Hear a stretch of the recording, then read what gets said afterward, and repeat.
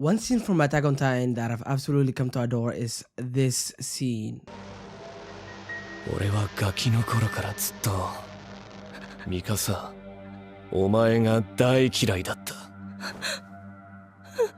You know, Maba might have gotten hate over the CGI in season 4 when it comes to the Titans, but one thing we have to absolutely praise Maba for is for their excellent job they did when it comes to dialogue. Everything that had dialogue was very well executed and animated. So today we'll be reviewing this scene and everything that's made this scene a masterpiece, starting with the music. Music in filmmaking is often used to set the mood. For example, look at this creepy scene from The Conjuring 2.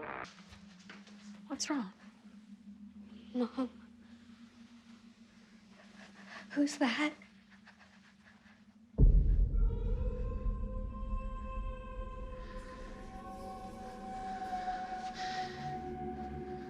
Go back. This eerie and creepy music was used in this scene and it was perfect. The music really set the tone, especially when it comes to Eren. Now, it's no secret that music is vital for any kind of entertainment, whether it be a movie, an anime, or a TV show. So I think it's fair to say that the choice of music used in a scene can completely change the mood, and also the lack of can have just as much of an impact on a scene. Let's take a look at the beginning of the scene again.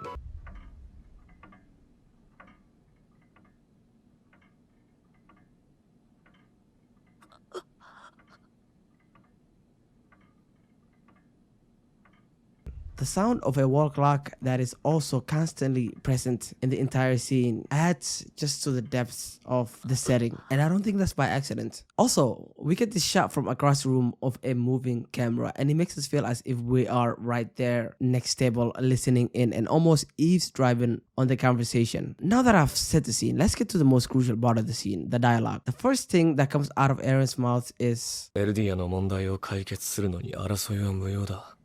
It's very chilling listening to Eren speak in this scene, and actually for the entirety of season 4. His eyes used to be full of hope and life, but those same eyes are now filled with darkness. Eren makes Mikasa and Armin drop their card by mentioning that Hanji and the others are safe, even though he wants them to drop their card. Notice he still has his hand cut just in case something goes sideways. The next words that would come out of Eren's mouths are, 俺は自由だ。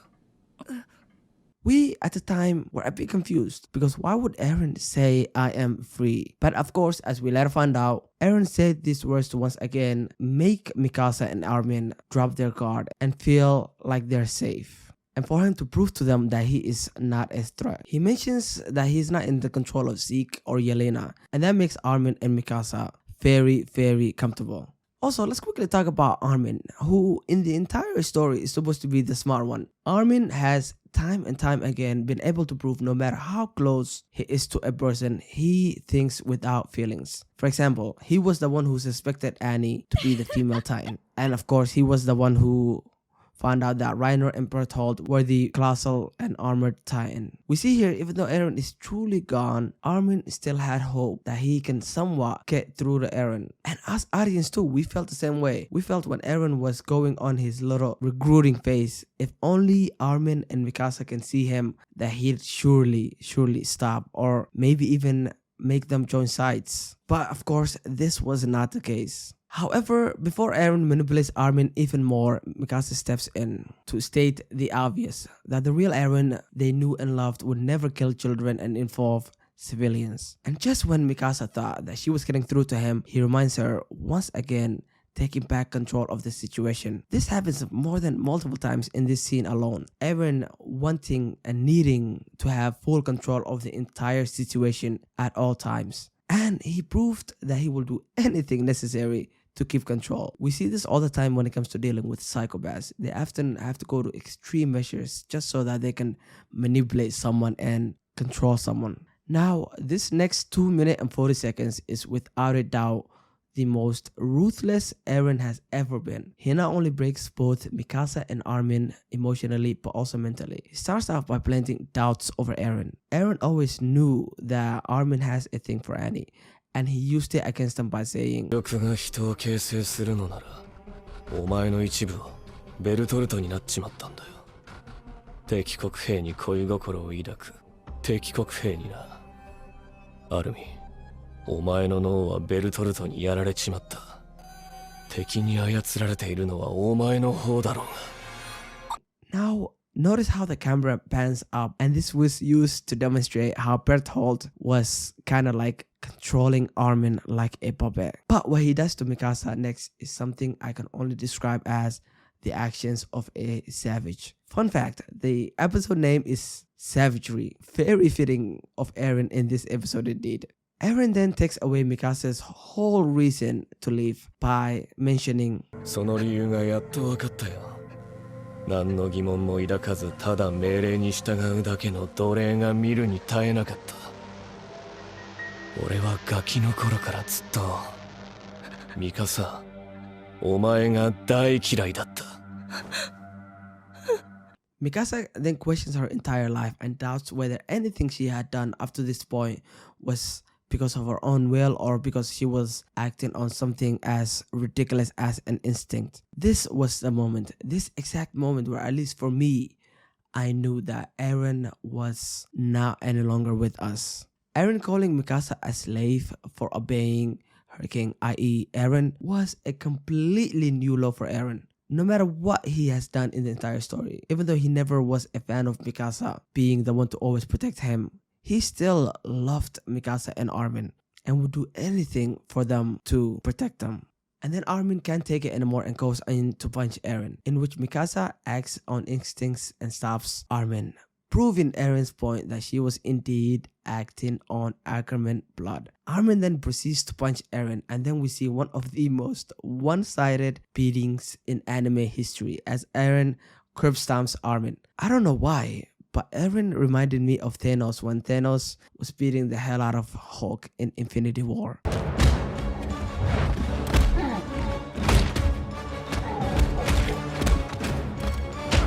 Eren continues beating Armin to a pulp and reminds him,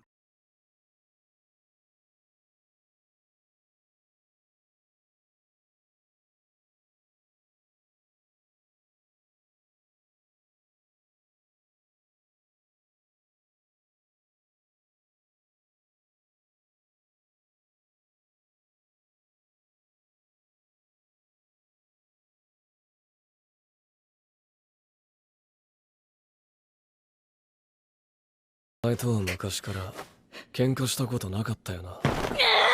なんでかわかるか。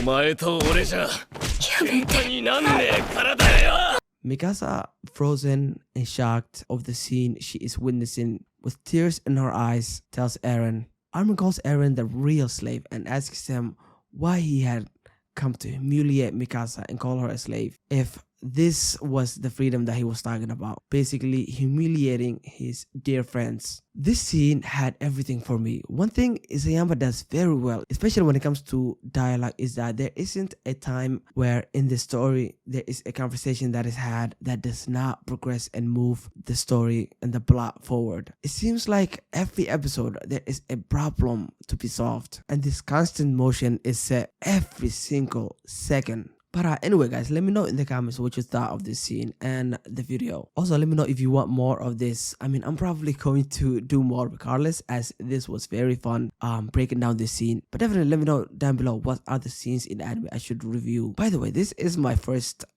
video doing it this style, so it might be all over the place. Just give me some time to improve. But that being said, this was really fun, man. If you enjoyed, definitely leave a subscribe to the channel and leave a like. That being said, thank you so much for watching. Until next time.